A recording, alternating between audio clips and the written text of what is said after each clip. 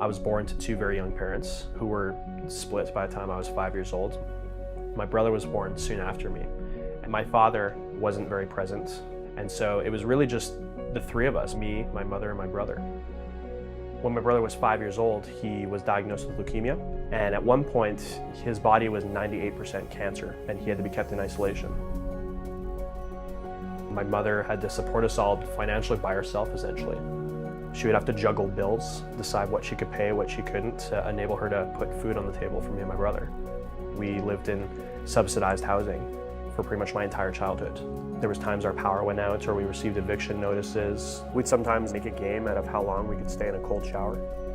And it's only as I've grown older that I've started to realize the struggles she faced as a single parent.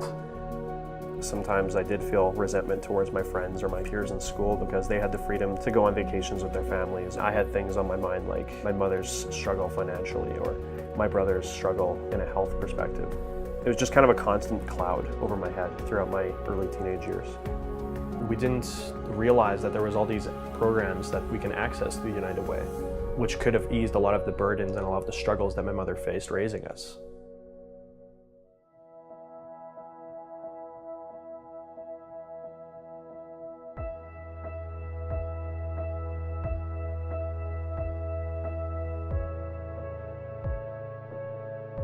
I'd say a lot of my story is based around the fact that we didn't access support systems being offered. And my mother felt that there was kind of a stigma around asking for help, which made the struggle that we faced that much more of a struggle. I believe that success can't exist without a solid foundation. And to achieve that foundation, you need to ask for help. There was a lot of services in and around Bowness that were affiliated with the United Way. The Women in Need store on Bowness Road is funded by the United Way.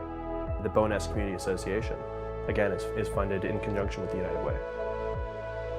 Having access to affordable clothing and dishes and that kind of thing through the Women in Need Society really helped us because it decreased the amounts we had to pay on things that you just don't realize cost as much as they do. And in my opinion, these are basic needs, and they're basic needs that everyone in Calgary and everyone in the world should be able to meet. I wish that families living in poverty knew that they had access to all the programs and all the supports that United Way offers to foster their success and to make sure their basic needs are met. Poverty touches everyone, regardless of your income, regardless of your social status, regardless of what kind of job you have. And there's no shame in it at all. Bad things can happen to good people. There are so many who live at or very close to the poverty line in this city, and they do it while working full-time and raising children. And that's something I think more people need to be aware of and more people need to be proactive about. When you give to the United Way, you're helping create and invest in someone else's support system. And without that support system, they can't reach the success and the potential that they have.